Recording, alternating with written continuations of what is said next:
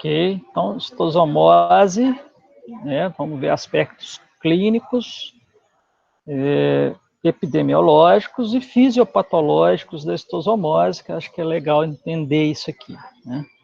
Histosomose é uma doença sistêmica, parasitária, com formas leves, assintomáticas, até formas graves, né, parte esplênica grave, e ela comete 74 países, predominantemente América, África e Oriente Médio. No Brasil, principalmente nesses estados elencados, região Nordeste e Minas Gerais, na região Sudeste, e Maranhão, Espírito Santo, um pouquinho também na região Sudeste. A gente sabe que o histosoma ele tem um dimorfismo sexual, uma diferenciação significativa entre o macho e fêmea, que usa para sua reprodução o hospedeiro intermediário, o caramujo, né, Bionfalaria glabrata. Esse mapa mostra as principais áreas de ocorrência de histosomose no Brasil. Tem casos, às vezes, na região sul, né, São Paulo, mas onde que é mais importante? Norte de Minas, Bahia, né, demais da conta, né, na região do interior da Bahia, Pernambuco, enfim. Então, essa parte, né, pegando até na região central de Minas para cima, né, digamos assim. O ciclo de vida vocês já viram e provavelmente já ouviram agora ou vão ver de novo agora, né, nas aulas de parasitologia. Então, o homem, ele elimina os ovos nas fezes, esses ovos vão eclodir na água, vão infectar, o miracídio, após a eclosão do ovo, vão infectar o caramujo e ele libera a cercária. A cercária vai penetrar ativamente na pele do homem, que vai fazer um ciclo pulmonar, vocês já viram isso, e então o verme adulto vai se alojar lá no sistema porta, né? O casal fica grudado lá na veia porta e liberando o ovo o tempo todo. Então, é preciso ter o contato com essa água limpa, parada, com pouca quantidade de material orgânico, com luminosidade. Então, esses remansos, esses locais aí de pouco, não é água corrente, né? Que pode ter o caramujo e condições de proliferação do caramujo e do próprio parasita. É mais ou menos nessas regiões aí que tem muita caramujo. Então, o contato dessas águas que tem as cercárias, a cercária vai penetrar ativamente na pele íntima. Isso tem relação com atividades domésticas, profissionais de lazer, né, nadar nas lagoas e tal, que pode pegar histosomose. Em regiões endêmicas, geralmente, né, a criança já pega histosomose, ela pode ter reinfecções múltiplas e repetidas, podendo, inclusive, ter caso grave agudo por infecção maciça. A gente não vê isso muito, né, mas em áreas altamente endêmicas isso pode acontecer, às vezes quadros agudos graves por infecção maciça. E aqui uma foto de uma dermatite cercariana, né, os pontinhos são onde a cercária penetrou e caiu lá na corrente para fazer o ciclo pulmonar e tal. Mas, em geral, uma doença de evolução crônica, pode ter forma aguda, que é uma forma até que pode ter alguns fenômenos de hipersensibilidade, mas, em geral, uma doença de evolução crônica. Período de incubação aí de 2, 4, 6 semanas, e o homem começa a transmitir após 5 semanas de infecção, até completar esse ciclo pulmonar e o verme se alojar lá no sistema porta e começa a liberar ovo, e pode transmitir por vários anos, em média 5 anos é o período de vida aí do verme adulto lá, né? Mas às vezes mais, às vezes menos e tal. O caramujo também está transmitindo enquanto estiver vivo, em geral 3 meses. Então, tem a forma aguda e as formas crônicas, que aí, à medida que vai acometendo o fígado, e aí tem essa diferenciação de forma intestinal, tem alguns sintomas intestinais, mas sem acometimento hepático. Forma hepatointestinal, já com evidência de acometimento lá do sistema porta, e forma hepatosplênica, que é a forma avançada mais grave. Então, as crianças nas áreas endêmicas, em geral, não fazem sintomas ao se infectar. Em áreas não endêmicas, né, quando é o adulto que pega, pode ter um quadro agudo, febre de Katayama, né, febre, cefaleias, calafrios, diarreia, com hepatosplenomegalia. É difícil, às vezes, fazer diagnóstico diferencial, tem que ter a questão epidemiológica, né? Pedir exame de fezes. Mas, em geral, vai evoluir para a forma crônica, uma diarreia periódica, dor abdominal, náusea, tonteira, e o hemograma, às vezes, ajuda, vai te mostrar, às vezes, aumento de eosinófilos no sangue periférico, tem muito em parasitose, né? E uma anemia, muitas vezes por doença crônica, ou por perda de sangue cronicamente, pode ter pequenos sangramentos. A forma hepatointestinal, aí os sintomas eles ficam um pouco mais acentuados e começam a aparecer as lesões hepáticas. Nós vamos entender isso aqui, tá, gente? O fígado um pouco endurecido, são os granulomas, um ovo que vai impactar no sistema porta, forma um granuloma, uma resposta inflamatória ao redor desse ovo, levando a fibrose específica aí no sistema porta, e formando septos e inflamação do sistema porta, né?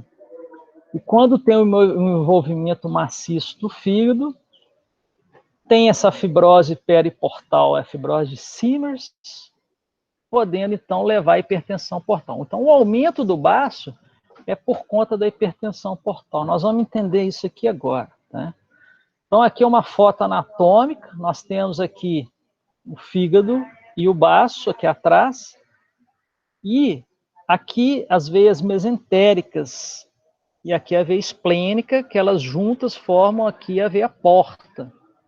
Então, a veia porta é onde o verme adulto vai se alojar. O fluxo sanguíneo, né? Então, essas veias mesentéricas, elas captam o sangue venoso de todo o mesentério do abdômen, do intestino, e leva para o fígado, via sistema porta, e depois sai via sistema cava, né? Sai do fígado via sistema cava.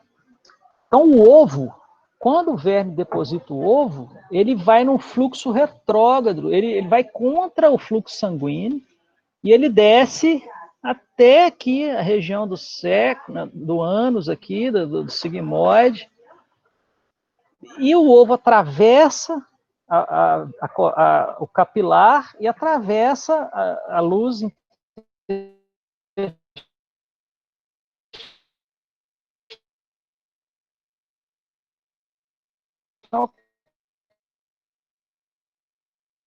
cai na luz intestinal, ele vai para o fígado, ele segue o fluxo e cai no fígado. E ele cai no fígado aonde?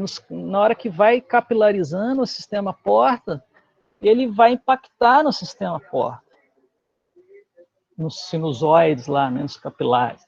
E isso, impactando, faz o granuloma, gera fibrose ali, e essa fibrose dificulta a drenagem do sistema porta. Então, com um acometimento hepático maciço, vai ter uma dificuldade da drenagem do sangue pelo sistema porta, desse sangue passar pelo fígado. E aí começa a ter um aumento de pressão aqui no sistema porta, uma hipertensão portal. Dilata a veia porta, dilata a veia esplênica, aumenta o baço por causa disso. E aqui vocês estão vendo as veias esofágicas, que também drenam para o sistema porta, elas começam a dilatar também. E aí nós vamos ver o quê? Varizes esofagianas, que podem sangrar e o paciente morrer de sangramento. Então, tudo isso, eu falei um pouquinho na cirrose, porque a cirrose também pode dar uma hipertensão portal, mas aqui o mecanismo é diferente, é um mecanismo pré-sinusoidal, né?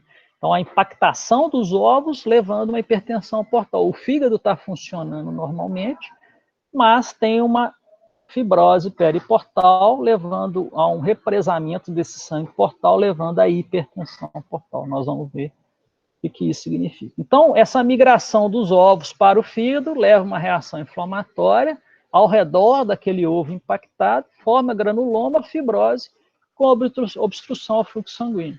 Hipertensão portal. Aí o paciente vai ter o quê? Ele vai ter ascite, veja bem, né? O líquido que é produzido ali na cavidade abdominal, ele é drenado pelas veias mesentéricas. Se essa drenagem está difícil, pode acumular líquido, ascite. Varizes esofágicas, esofagianas, que é o risco de ter hemorragia digestiva alta, a dilatação das veias esofágicas, forma circulação colateral, então começa a formar alguns vasos novos para tentar desviar o fluxo do sistema porta para cair no sistema ásicos e cair direto na veia cava inferior. Esplenomegalia, por conta da dilatação da veia, né, esplênica, e dilata o baço e leva a aumento de função do baço e hiperesplenismo. Isso a gente vai ver o quê? Queda de plaqueta. Então, existe uma sequestro esplênico, a destruição de plaquetas no baço. E a anemia também, por causa disso, também, destruição de hemácias ali no baço também. Então, aqui é uma foto que vocês já viram na cirrose, mas aqui falando em citosomose, a dilatação das veias esofágicas, a CIT e essa circulação colateral evidente, tentando o sangue desviar do sistema porta para ir para o sistema ásicos. E aqui uma foto de uma peça anatômica mostrando uma fibrose nessa parte mais clara, aqui a área de fibrose, que está restrita ao sistema porta, e o parênquima hepático preservado. Isso é uma citosomose hepatosplênica com fibrose periportal, fibrose de Simmers, que é específico da citosomose. Bom, do ponto de vista diagnóstico, obviamente, clínico laboratorial, o hemograma vai ajudar, vai mostrar a queda de plaqueta, um aumento de eosinófilo, né, uma anemia, e o EPF, né? O EPF com métodos aí, o Cato-Katz é o mais conhecido, que faz contagem de ovos, aumenta um pouquinho a sensibilidade. Hoffman também é bom para citosomose. A biópsia retal, eu vi que alguns alunos colocaram, é uma possibilidade. Às vezes a gente solicita, mas é raro, né? Em geral, a gente insiste no EPF, tudo negativo, 3, 6 amostras de EPF negativo, a gente ainda quer, né, suspeita ainda de citosomose, a biópsia retal, ela tem um rendimento maior, 80% de positividade, quando comparado ao exame de fezes. Sorologia ou intradermo reação para citosomose, gente, não tem valor diagnóstico, não peçam isso, pelo amor de Deus. Eu recebo, às vezes, paciente que vem encaminhado assim, sorologia positiva de citosomose. O paciente não tem nada, não sente nada. Você não tem que tratar a sorologia, né? Você tem que tratar quando tem ovo presente nas fezes. Né? Então, não peçam, não façam exame sorológico para investigar a citosomose de forma alguma. Isso aí é para pesquisa, em outro cenário, e não no cenário clínico de manejo, diagnóstico e manejo. Né?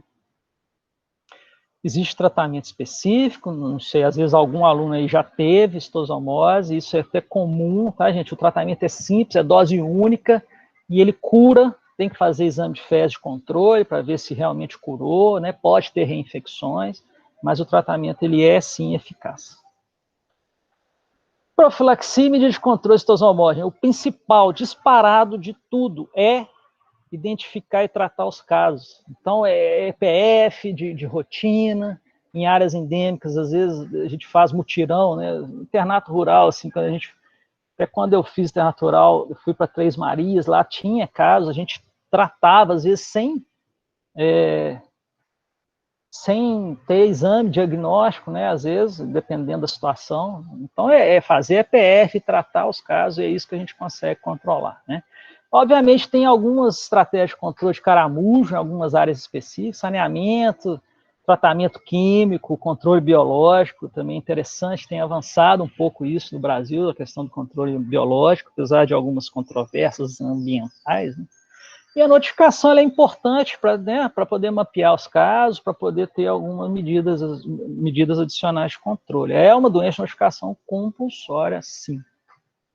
Então, a definição de caso suspeito é um indivíduo que é procedente de área endêmica, olha para vocês verem, com um quadro clínico sugestivo de forma aguda crônica ou assintomática, com história de contato com coleções onde existe caramujo.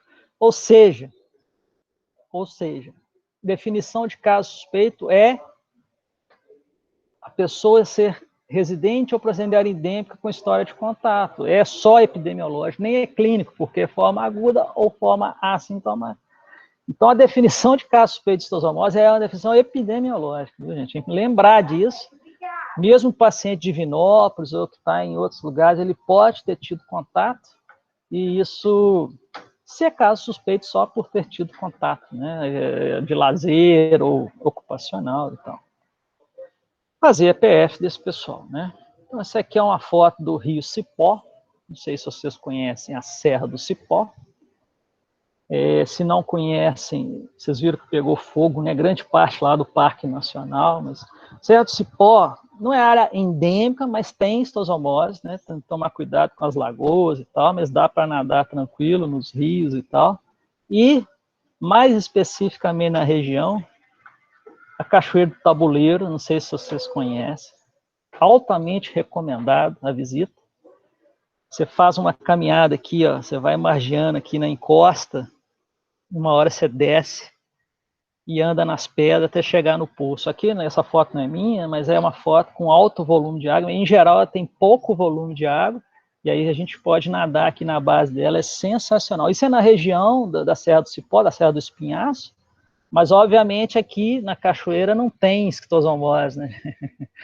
Essa queda tem 273 metros de altura, então não é lugar que vive caramujo e a água vai embora, né? Não é água corrente e tal. Muito bem. Então, aqui as referências, os livros de medicina interna, em geral, tem capítulos bons de esquistossomose, o Cécio é uma boa referência, guia de vigilância e tal. É isso que a gente tinha para dizer. Interrompi aqui